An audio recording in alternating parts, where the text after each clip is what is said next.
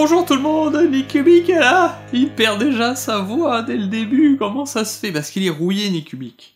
Mais Nickubik, il est là pour vous dire, écoutez, on va essayer de refaire quelques vidéos, notamment du Critic Man. Alors, Critic Man, il y a eu des demandes, une demande. Moi, une demande, ça me suffit pour me dire, allez mec, bouge-toi.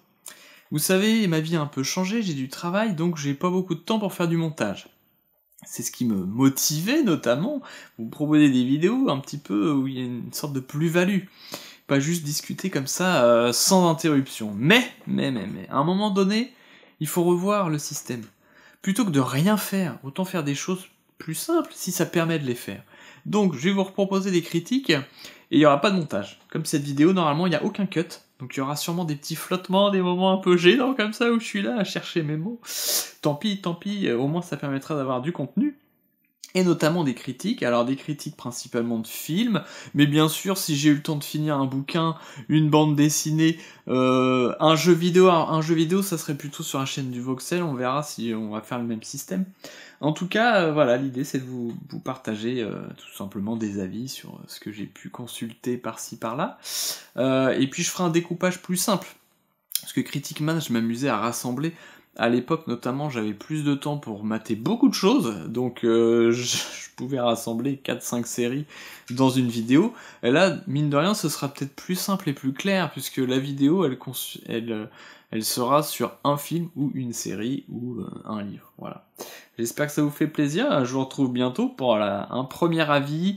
Ça devrait être sur des films d'actualité, puisque bien sûr, je parlerai d'un petit peu tout, hein. Mais hop, dès que je vois un film au cinéma, bam, je peux vous en parler. Si je vois un film plus ancien, bam, je peux vous en parler aussi. Et puis je m'amuserai sûrement à faire des playlists, comme ça on aura 2024, et puis on aura au fur et à mesure peut-être toutes les décennies qui vont se compléter comme ça. Je pense faire ça, revenir en arrière au fur et à mesure.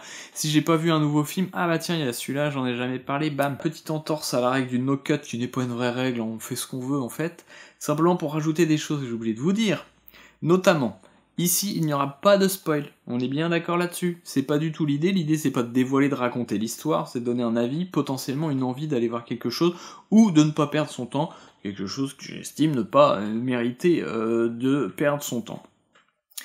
Et avec ça, il y a aussi l'idée de la critique. Les vidéos, vous allez voir, elles vont s'appeler plutôt avis sur, même si je m'appelle Critic Man, parce que le nom sonne bien, ça me fait plaisir.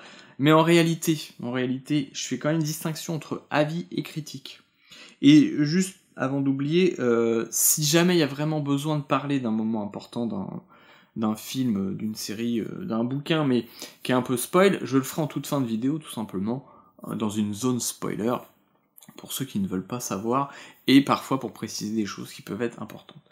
Mais donc sur cette distinction entre avis et critique, c'est parce que la critique, c'est un peu galvaudé, c'est un peu déformé, parce que finalement les critiques, on leur demande d'écrire des avis sur les films, est-ce qu'il faut aller le voir ou pas, pile au moment où il sort, alors que la critique de cinéma, en tout cas, c'est une recontextualisation, donc déjà il y a besoin d'avoir du recul. Et aujourd'hui, non, on n'attend pas d'avoir 10 ans de recul sur un film pour en parler. En tout cas, c'est autre chose. C'est la critique de cinéma, souvent les gens ils vont dire bah c'est bon, moi aussi je peux le faire, dire si j'ai bien aimé, donner mon avis. Mais parce que c'est pas vraiment de la critique, tout simplement. La vraie critique, bah on connaît le contexte historique, on connaît le contexte politique du pays dans lequel le film a été produit. Déjà, on prend en compte le fait que c'est dans tel et tel pays, et puis on le met en relation avec d'autres films de la même période, d'autres films du même genre, etc. Enfin bref, c'est un peu un travail d'historien, tout simplement. Et c'est pas, on n'est pas là pour donner un avis finalement. Peut-être redonner l'importance d'un film, parfois un film qui est peut-être pas bon, ou qu'on n'apprécie pas, mais qui a une vraie importance dans l'histoire, parce qu'il a justement cassé quelque chose, il a abordé un sujet qu'on n'abordait pas, et quand on le voit 20 ans après, peut-être on peut pas le percevoir, c'est normal, et c'est tout l'intérêt du travail d'un historien, d'un critique, c'est justement de recontextualiser les choses et de redonner leur sens. Donc en tout cas ici, moi j'ai pas assez de connaissances pour pouvoir parler de critique vraiment, vu que pour moi ça a une valeur la critique. Donc voilà, je préciserai, c'est un avis plus ou moins éclairé. Voilà, j'ai fait quelques études de cinéma, mais je ne suis pas assez les choses, si vous voulez, et même en termes de sociologie et de politique, quand tu es un critique sérieux, bah tu vas creuser la question. Tu vas aller voir des différentes études sur la fréquence à laquelle les gens vont au cinéma, sur telle période, etc. Peut-être le type de personne qui va voir tel film, tu te renseignes sur tout ça parce que ça va nourrir aussi ton analyse des films, pourquoi on produit tel film à telle période, etc. Bref, on se retrouve bientôt pour un premier avis, ça sera sûrement sur Furiosa.